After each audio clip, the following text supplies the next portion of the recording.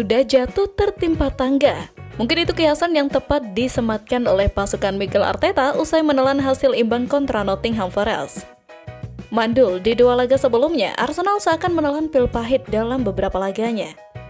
Kini, The Gunners tampaknya harus banyak bersabar dengan raihan hasil negatif itu. Ditambah lagi pasukan slot kian kedinginan di puncak tangga klasmen. Kepahitan itu semakin mendalam tatkala Arsenal yang mulai mengendur harus melihat rivalnya semakin melesat bak roket. Sebenarnya apa yang terjadi dengan Arsenal? Kok bisa meriam London itu mampu dikalahkan West Ham dan Nottingham? Usut punya usut, pelatih Arsenal Mikel Arteta menyatakan bahwa dia sudah mengetahui kekurangan dari timnya setelah mengalami kegagalan mencetak gol lagi. Berdasarkan statistik pertandingan, Arsenal sebenarnya mendominasi dengan penguasaan bola mencapai 65%, sementara Nottingham Forest hanya 35%.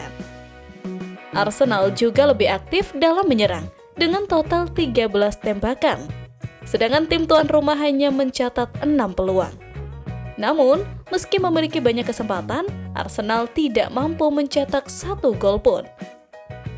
Masalah cedera yang melanda lini depan Arsenal di paruh kedua musim ini menjadi faktor utama dari kesulitan.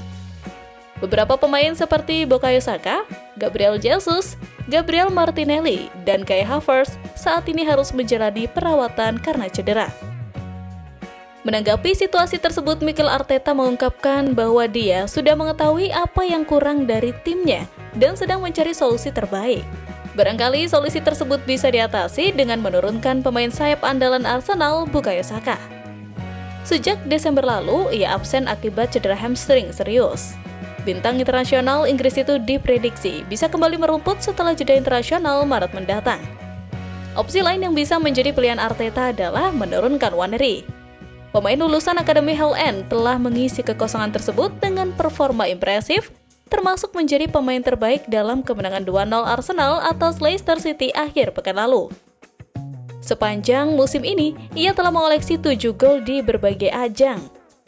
Menurut legenda Arsenal Parlour, juga memuji Arsenal dalam mengembangkan bakat Waneri. Kemudian, duet Waneri dan Saka dalam starting 11 bisa menjadi skenario menarik bagi Mikel Arteta, menawarkan variasi yang lebih positif di lini serang.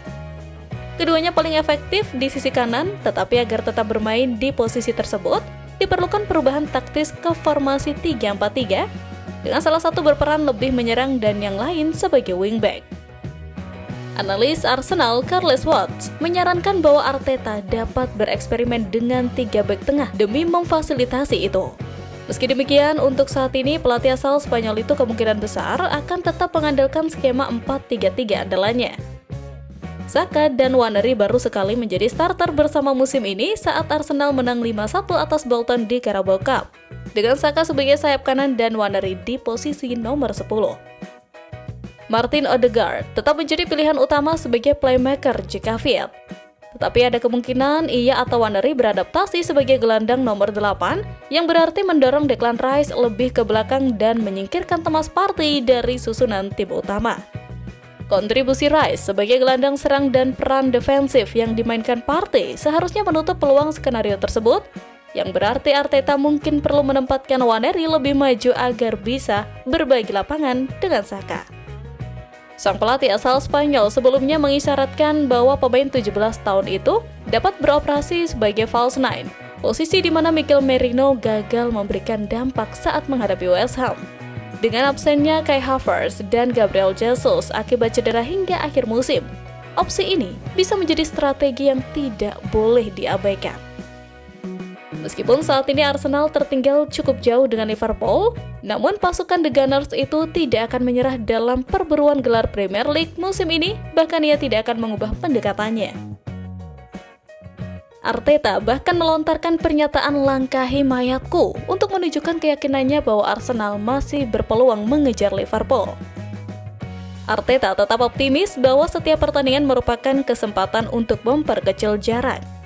Dia terus mengajak timnya untuk tidak menyerah dan terus berjuang hingga akhir musim. Mantan asisten Pep itu mengakui bahwa hasil imbang ini terasa menyakitkan bagi timnya. Arteta juga memuji pertahanan Forest yang sulit ditembus. Meski gagal mencetak gol dalam 2 laga beruntun, Arteta menilai performa Arsenal melawan Forest lebih baik dibanding kekalahan 0-2 dari West Ham United sebelumnya. Ia memuji semangat dan energi tim, tetapi mengakui bahwa hasil imbang tersebut tidak memuaskan. Dengan 11 laga tersisa, termasuk pertandingan tandang ke markas Liverpool, Arsenal masih memiliki 33 poin yang bisa diperebutkan. Ia sering menekankan pentingnya efisiensi dan memanfaatkan peluang di depan gawang. Arteta yakin timnya bisa bangkit dan tetap bersaing di puncak klasemen. Selain berusaha untuk bangkit dari keterpurukan di Liga Inggris, pasukan Arteta diproyeksikan bakal fokus juga ke Liga Champions 2024-2025. Di Liga Champions, Arsenal sudah lolos ke babak 16 besar. Oleh karena itu, ex-pemain sayap Inggris, Chris Waddle, meminta Arsenal harus fokus penuh pada 2 ajang tersisa untuk bisa meraih trofi musim ini, di mana mereka akan menghadapi PSV Eindhoven pada leg pertama babak 16 besar Selasa mendatang. Kemenangan di kandang PSV akan menjadi modal berharga bagi Arsenal untuk menghadapi leg kedua di Emirates Stadium. Arsenal dan PSV pernah bertemu satu sama lain di kompetisi musim ini sebelumnya. The Gunners dengan mudah mengalahkan PSV 4-0 di Emirates selama babak penyisihan grup, kemudian puas dengan hasil imbang 1-1 di Eindhoven.